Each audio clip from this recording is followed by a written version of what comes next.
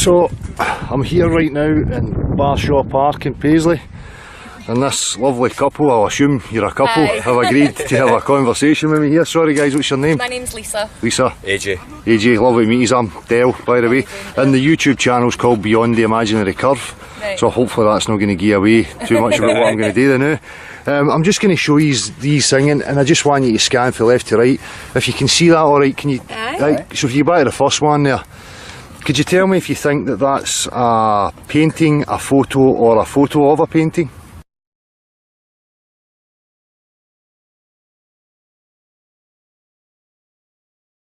I think it's a photo. I would say it's a photo. A photo? It might be a painting. Oh. No, Make your mind up. Photo. Right. Well, I can actually tell you that is actually a painting. Is it? Yep. So if you just scan to the next one. What's this one? We'll go here. The wee balls. The wee balls, aye.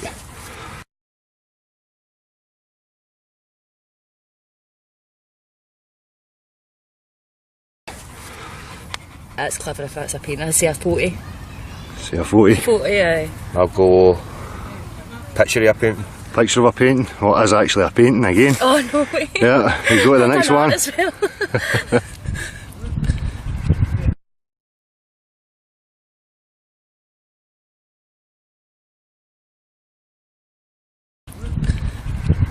It's a woman. Aye. I'll go photo. One of them's got to be a photo. You go go photo. for that one. No, that's a painting as well. Alright. Right, so you get the gist. So if you just give me a wee second, I just want to scan to something else. So you see that there's like contrasting opinions on whether things are photos or paintings. Can I get you a look at that one and tell me what you think of that?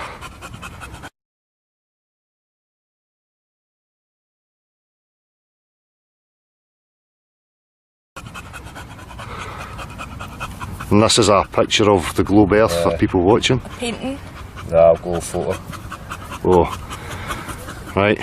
So, well, this is the thing.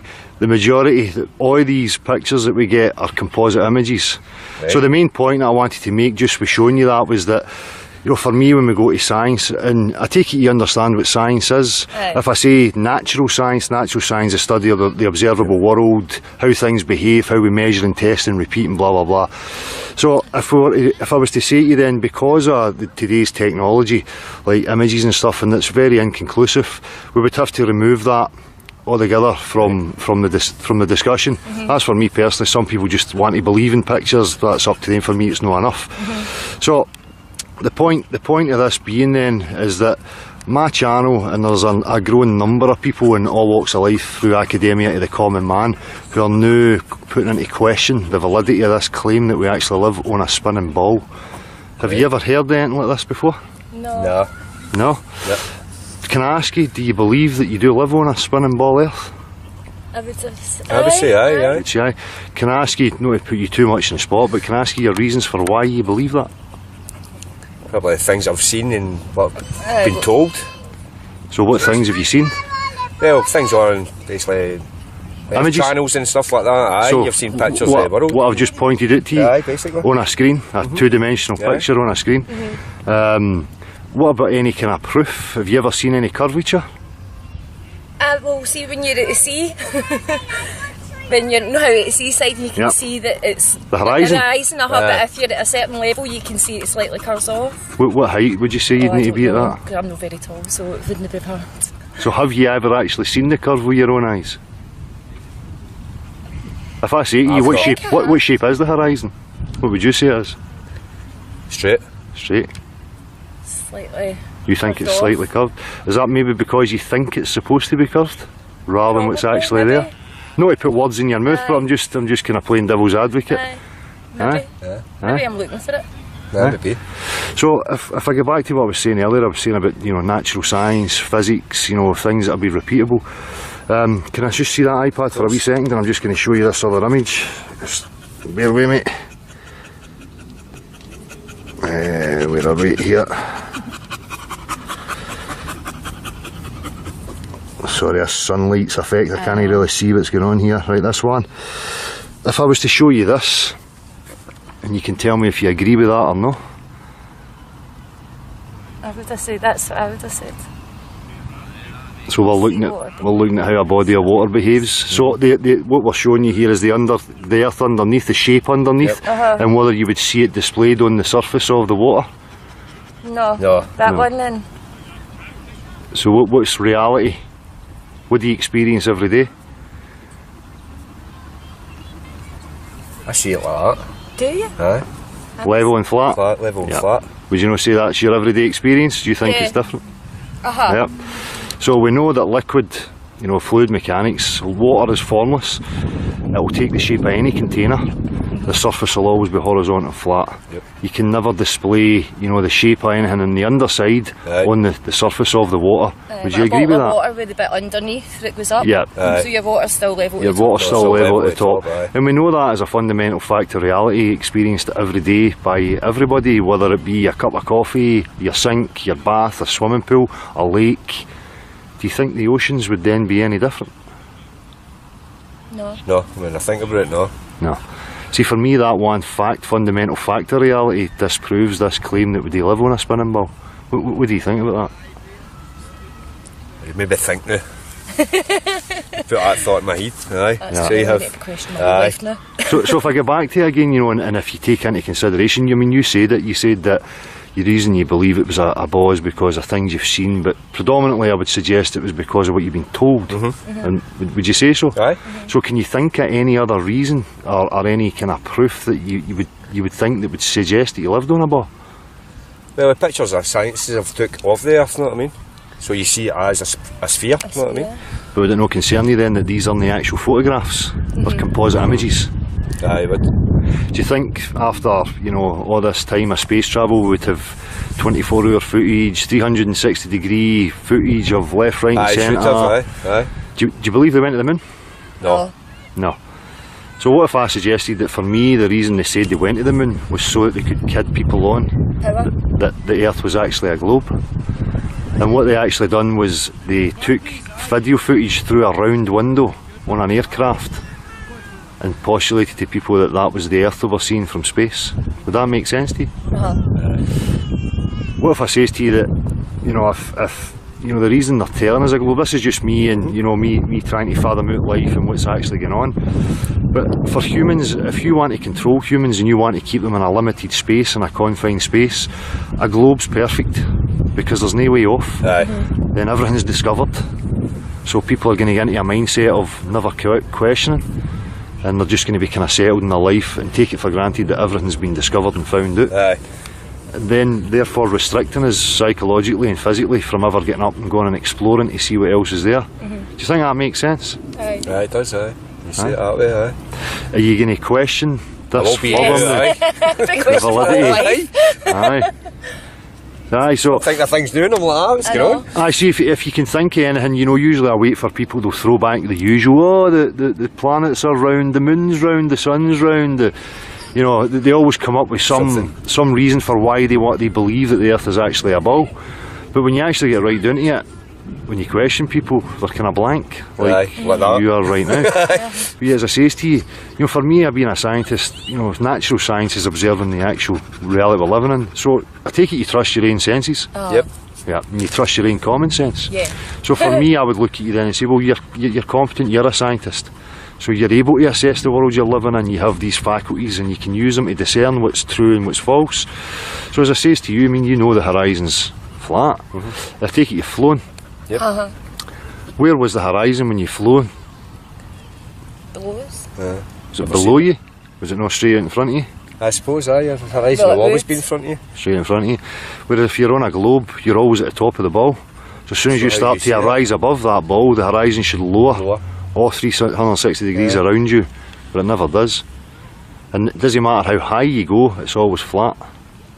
Well, there's balloon footage, high altitude balloon footage of 121,000 feet. The horizon's there at the level with the camera and it's flat.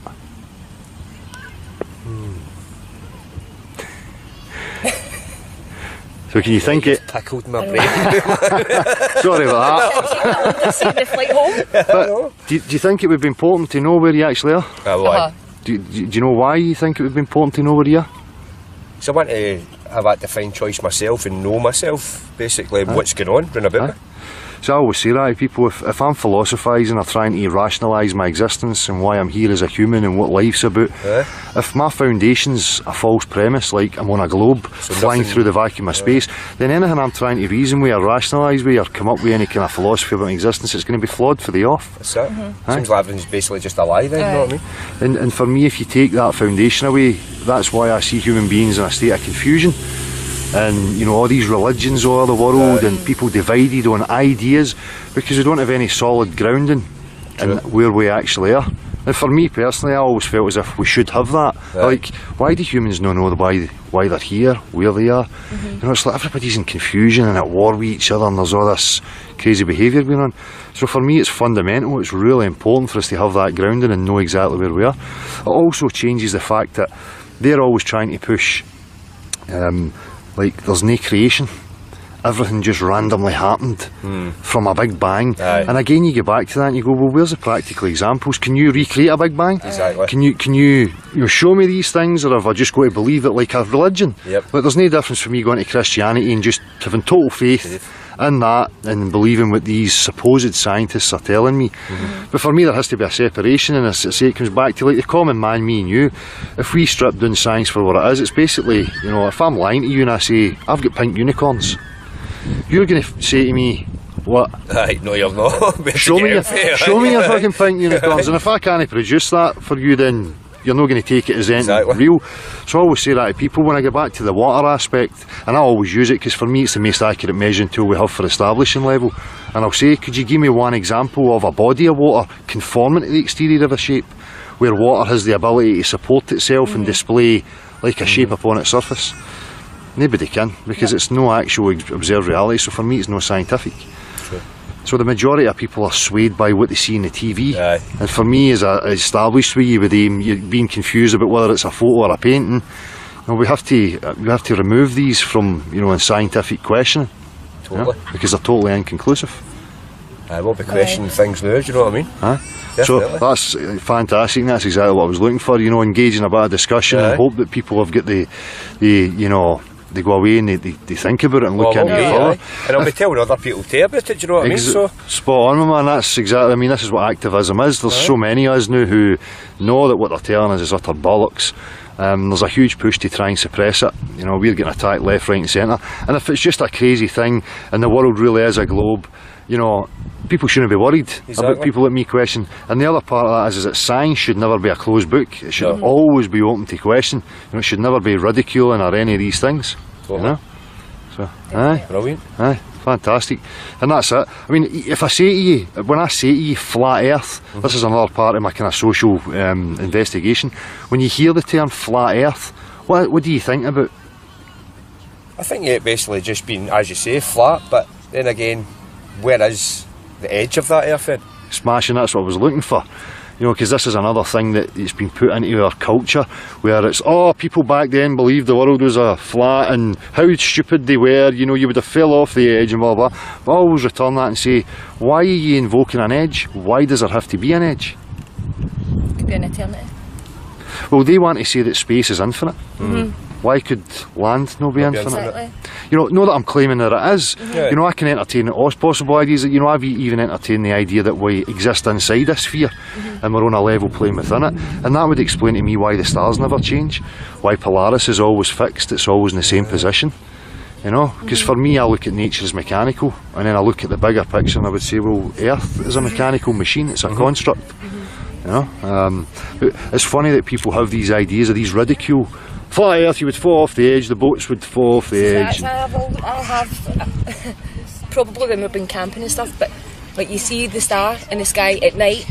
Now if the Earth turns, then why the next night is it no a different sky? Well, that's a great point, because what they say is that the heliocentric model actually says the sun's travelling at 500,000 miles an hour. We're going round the sun at 65,000 miles an hour, while the Earth's spinning in its axis at 1,000 miles an hour. Now, based on what you just said, and I'll go back to that, you know, being dizzy. If we're on this side of the sun in summertime, in 6 months' time we should now be on the other side of the sun when the night sky's on the opposite side. But yeah, it's never a different sky, we see. Exactly. Yeah? So, I mean, that makes sense. And just as you say, have you ever felt any motion of the Earth? You don't. Never. You know, that glass, that water that you've got sitting right there, I mean, it's sitting there perfectly still. Not a rumble, not a movement. Sitting there conforming to the container, and the surface, as you can see, is, I'm going to zoom in on that wee cup right there, because it's on a slant. Slight, so the water is always level. The water's always levelling off. Yeah. So for me, again, it goes back to, you know, what is a scientist and using our common senses, our faculties that we have in order to establish what the world is. And for me, it goes to claims. And if somebody's claiming to me that there's vast oceans curving round a ball with a big hump in the middle, you know, I've got serious problem with that, because when I go to observe reality, it tells me something totally different. And again, you would think the water would drip. Do you know what I mean? If you would imagine a ball, like you hold a sphere, you pour water over it, it runs down and drips off. So why is this oceans not doing this? Why do you have to invent more complicated? Exactly. The reason it gets complicated is because, for me, it's a lie, and they have to invent all this mathematical jargon to explain it. Gravity, a magical force that pulls everything, pulls all these oceans into the globe, but yet a wee butterfly and an ant or an insect can just float away. Affected by it. Helium balloons can rise, no problem. And for me, that's all because, you know, we come down to density and buoyancy. Helium's less dense in the air, so it rises, and if it's more dense, it's going to sink. And for me, that's as simplistic as it has to get, you know. So, aye, excellent, guys. I really appreciate the conversation. It's been an absolute pleasure. Thanks you, so much. mate. Thank My you. water's wine, by the way. I've no stopped recording. It's Leave that in. Paisley, and it's what, 12 o'clock in the afternoon, and we've got a wino in the park. It's like a half shift for my work. Hope you're not going to get into trouble for this. No. Cheers, guys. No, thank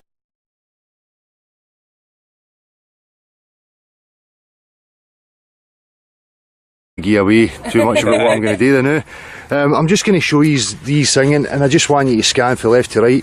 If you can see that all right, can you? Right, so if you go back to the first one there, could you tell me if you think that that's a painting, a photo, or a photo of a painting?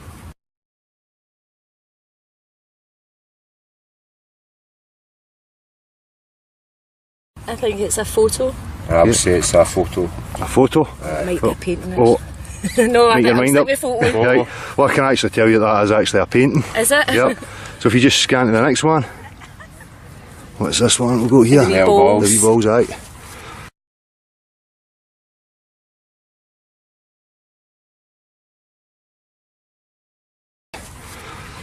That's clever if that's a painting. I'd say a photo.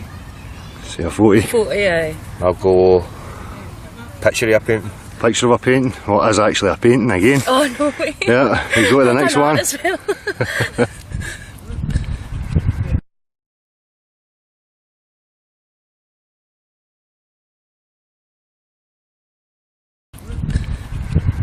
It's a woman. Aye. I'll go photo. One of them's got to be a photo. You go photo. that one. No, that's a painting as well. Alright. Right, so you get the gist. So if you just give me a wee second, I just want to scan to something else. So you see that there's like contrasting opinions on whether things are photos or paintings. Can I get you a look at that one and tell me what you think of that?